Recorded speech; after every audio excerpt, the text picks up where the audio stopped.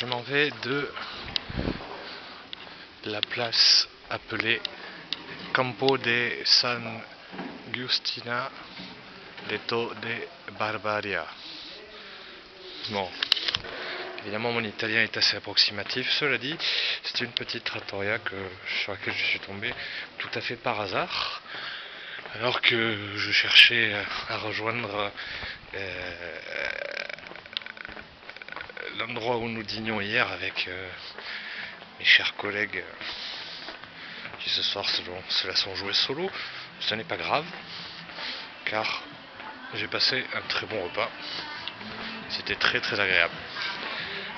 Au menu, des spaghettis, normal, spaghettis eau sèche, avec une sauce à l'encre, très très très très bon, associé à des calamars à la romaine et une petite salade de crudités.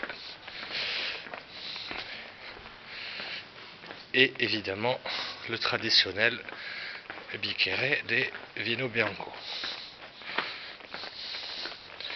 Une façon de se faire ce que la formule consacrée désigne comme étant un nice dinner, à savoir un petit repas dans la ville de Venise. Maintenant, je vais déambuler tranquillement jusqu'à la Piazza San Marco, histoire de terminer ma soirée par une petite promenade touristique sur ce qui est peut-être la place la plus connue, du moins par les touristes, la plus connue de Venise. Demain, un programme assez approximatif.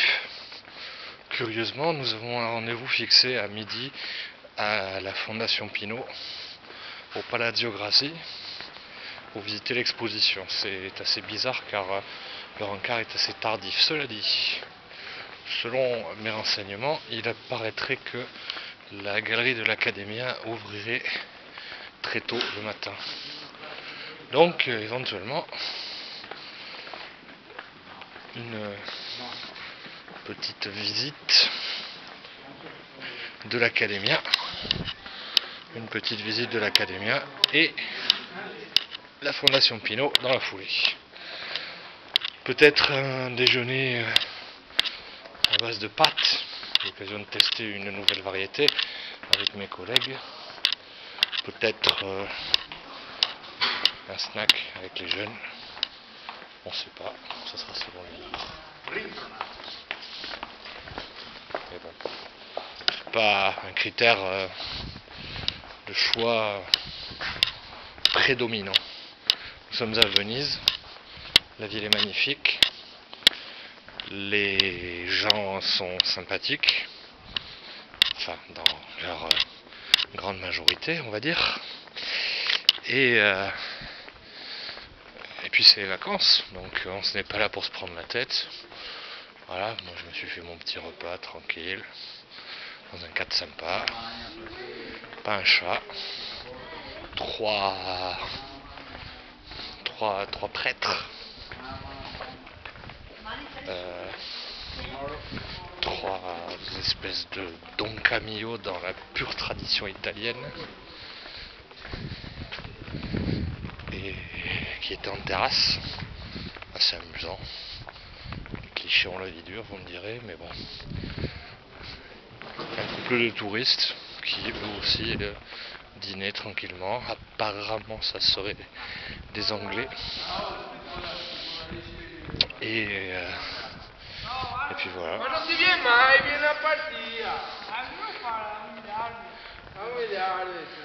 Là, je viens d'arriver, enfin du moins je m'approche de la parrocchia San Giovanni e Paolo avec le fameux Coleone,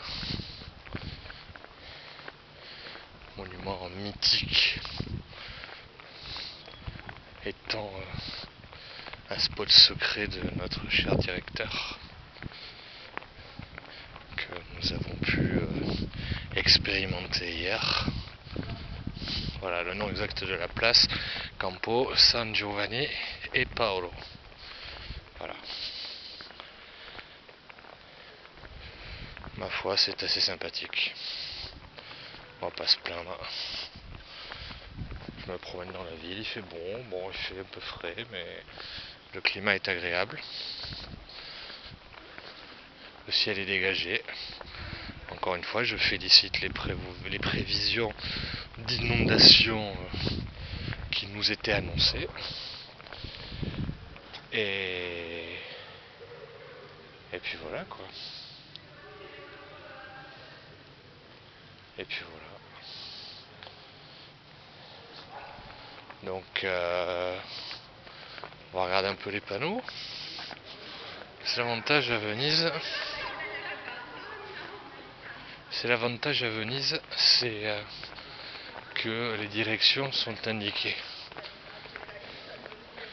Per Fondamenta 9 San Giuliano.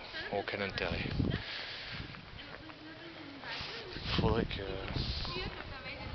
Faudrait que je cherche un panneau Per San Marco qui risquerait d'être associé à Santa Maria Formosa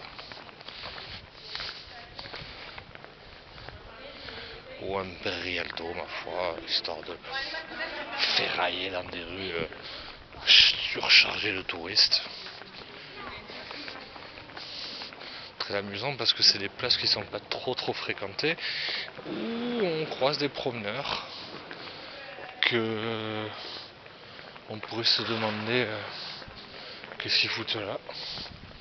Bien, je prends la Corte Rome. Vous apprécierez, je vous fais un plan.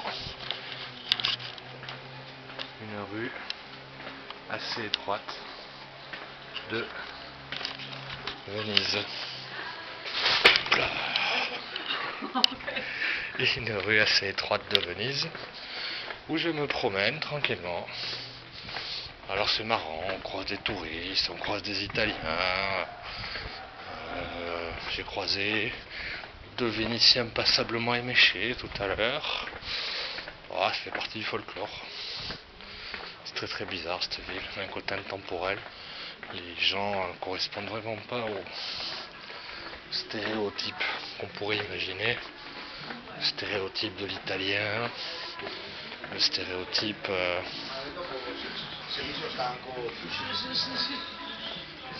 de mec qui braille, gominé, le parrain, la mafia. Non. Venise c'est à part. Je vais me poser et on va conclure. Venise c'est à part. Venise c'est une ville où le temps s'arrête. Je pense qu'on peut dire ça.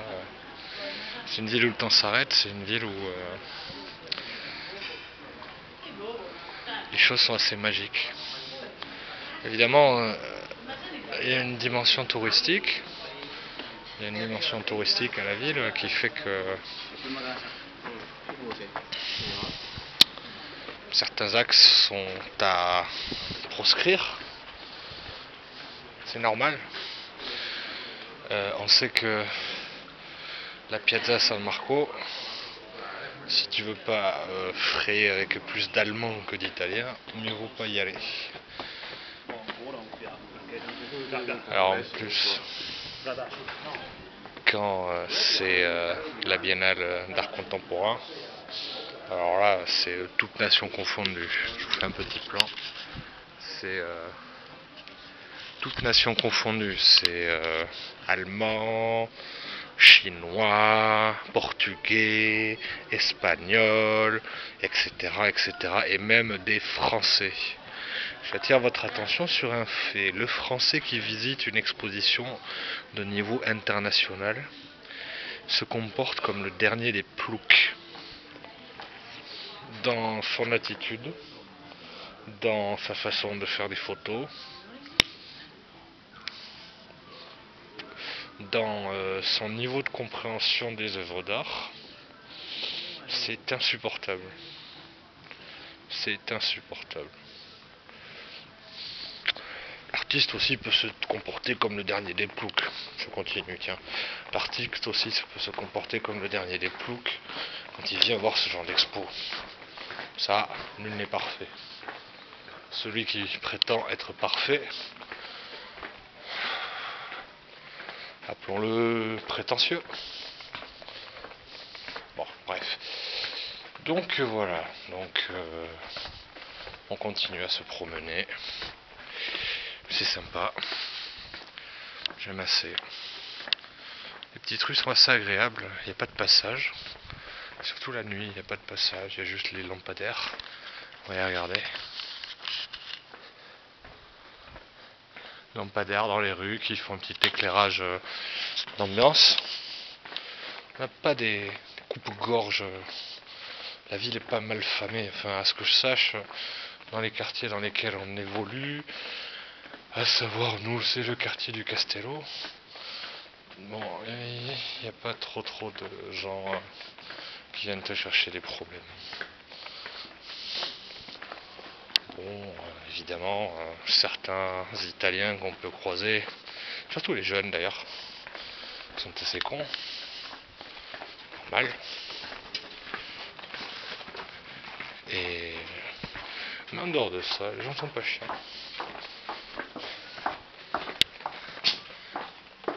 Vous êtes pas chez vous, vous respectez les habitudes des uns et des autres. Vous êtes chez vous, vous gérez autrement. Là, j'arrive au Campo Santa Maria Formosa. Je vais vous amener jusqu'à l'auberge de jeunesse. Campo Santa Maria Formosa, c'est un campo qui est valable si par exemple je souhaite aller à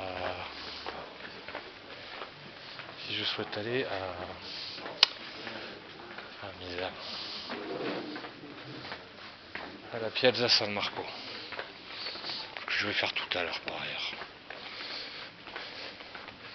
Après, c'est une petite place assez agréable, il y a des petits bars, on peut manger des pizzas, on peut manger du prosciutto, on peut manger du vin blanc.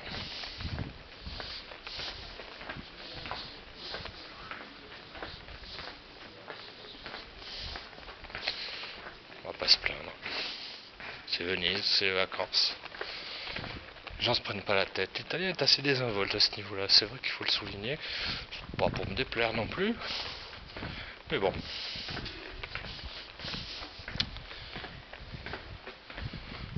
Non, c'est pas mal.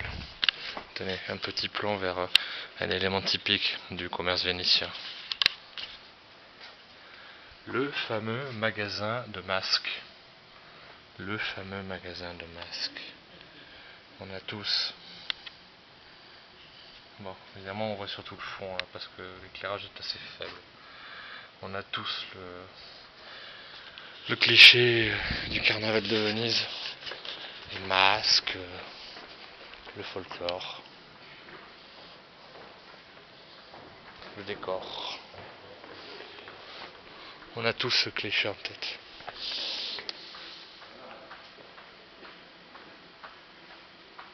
Mais c'est sympathique. Bon, sur ce, je vous dis à plus tard.